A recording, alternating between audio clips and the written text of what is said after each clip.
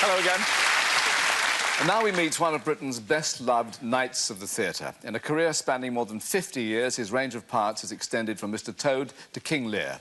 He declined the offer to become the second Doctor Who, but he accepted the invitation to be the voice of Paddington Bear. He is Sir Michael Horden.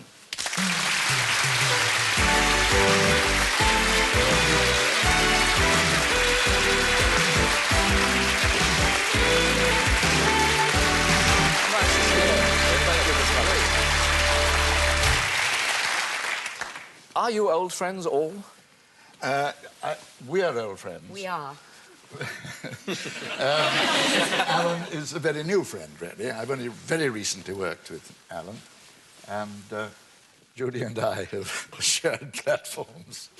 Not only that, I feel, because I've been told that Judi Dench thinks that you have sexy feet. Yes. She's always loved my shoes.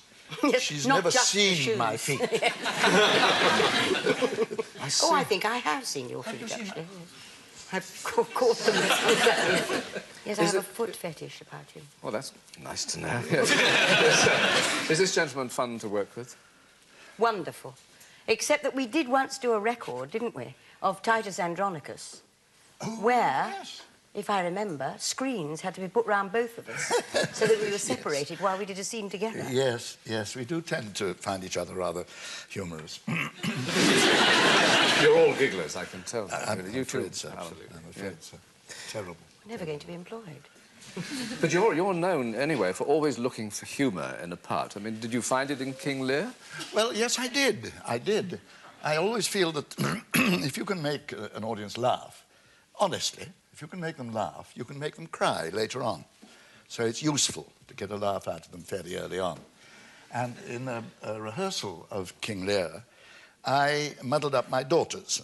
I couldn't remember which was Regan and which was Goneril, and I called them by their wrong names. So I kept that in, which entertained the audience, and hopefully later on in the evening, they cried. They laughed to start with and then cried.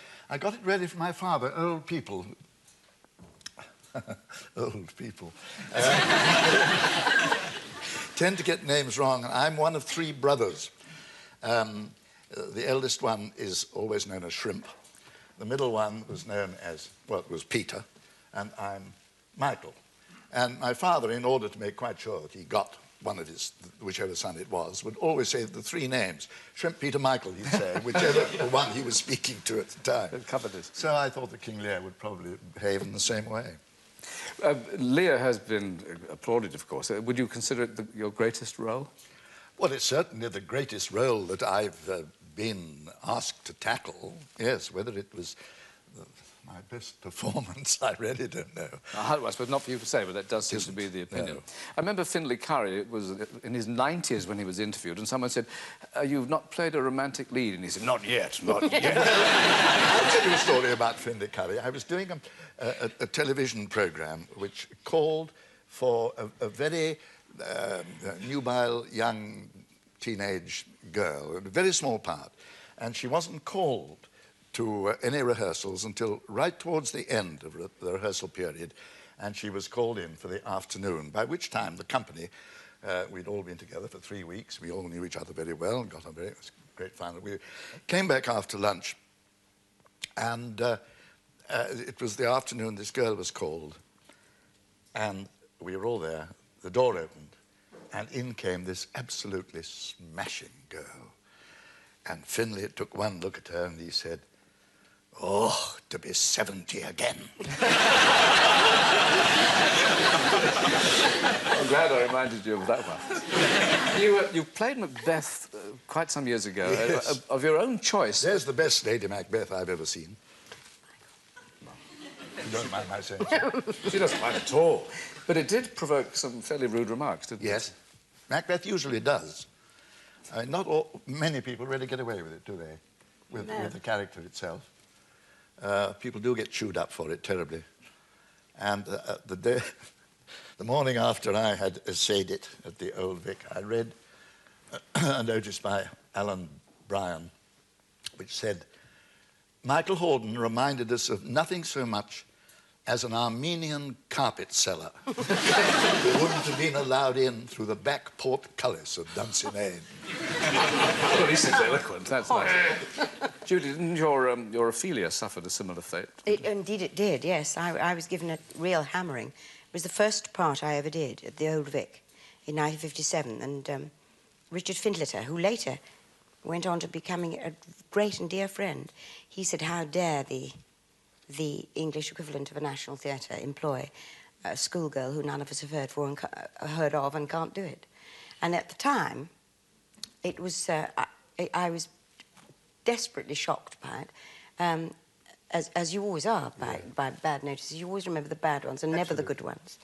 But later, in years to come, I realised, in actual fact, that it was very good for me at the time. And we became very, very good friends, he and I, before his death. After you'd hit him with your handbag? After that, yes, for 10 years, yes.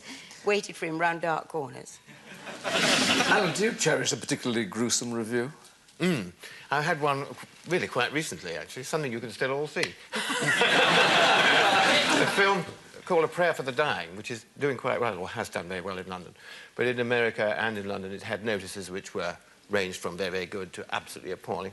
And I got some good ones, but there was one came to me from America which said, Alan Bates plays his part in a style which makes Bela Lugosi seem a master of nuance. And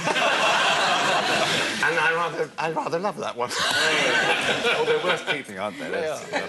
We're going to have a glimpse now of your work, Sir Michael, in the television series Paradise Postponed. And here is the clergyman, Simeon Simcox, giving an amateur performance of Lady Macbeth to an unappreciative audience. Whilst I stood, wrapped in the wonder of it, came missives from the king, who all hailed me Thane of Cawdor.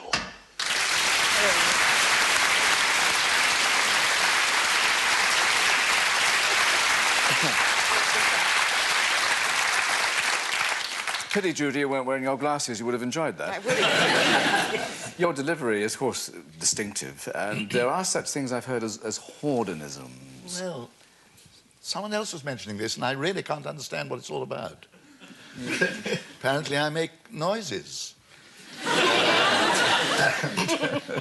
People think I do it on purpose, but I don't. It's all just part of me, like my feet. Yes, there's a lot of... Well, yes, how awful. Oh, well, it's just the way I do it. It's not awful when you do it. You are a stickler, I believe, for pronunciation. Well, I'm a stickler, I think, I dare say, for the English language to be spoke proper, which it isn't nowadays by a great many of my fellow actors and actresses and by a great many announcers on radio and television. Are there favourite things slop. you hate?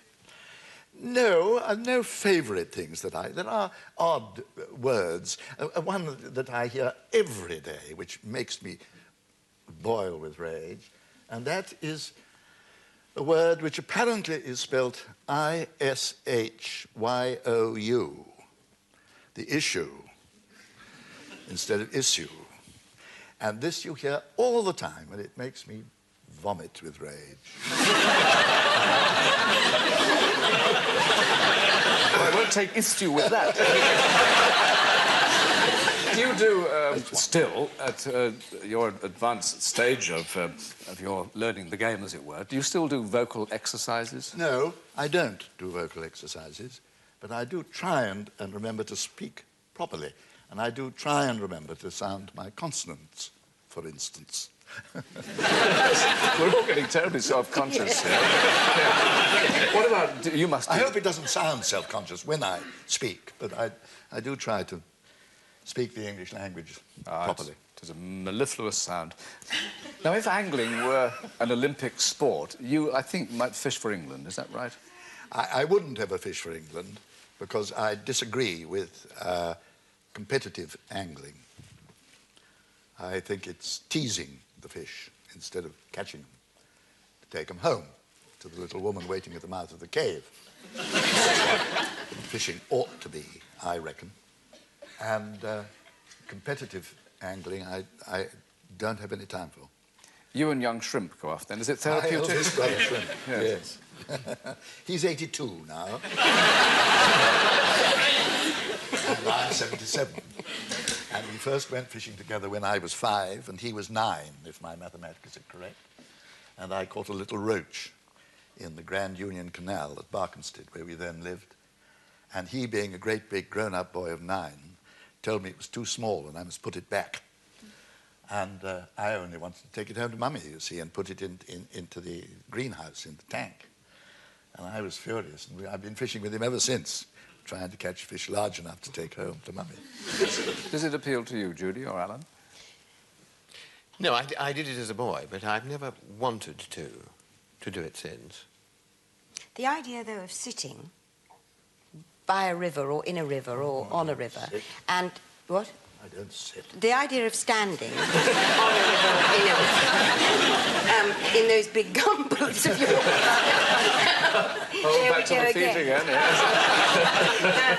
But that and being quiet and that kind of sound, all that I would simply love. I wouldn't like it to catch anything. I'm not good at that. I can arrange that. Yes, I'm sure. Yes, I wouldn't like that. I don't like seeing the salmon being hit on the head with that thing called a priest. Why is that called that? Last rites. Perform the last rites. Chink. That's cool. Yes, yes. Didn't you have a piece of apparatus named after you? A fly I had named after me, yes. I tied a fly which was extremely successful, and it was called the Horden pheasant tail nymph. Person pronunciation for you. Syllables. And Hardy's, who are probably the best-known fishing tackle shop in the world, got into their hands of one of the Hardy brothers, and he said, "May we market this under your name?" And I said, "My God, I'd rather have that than a knighthood." This was some years ago.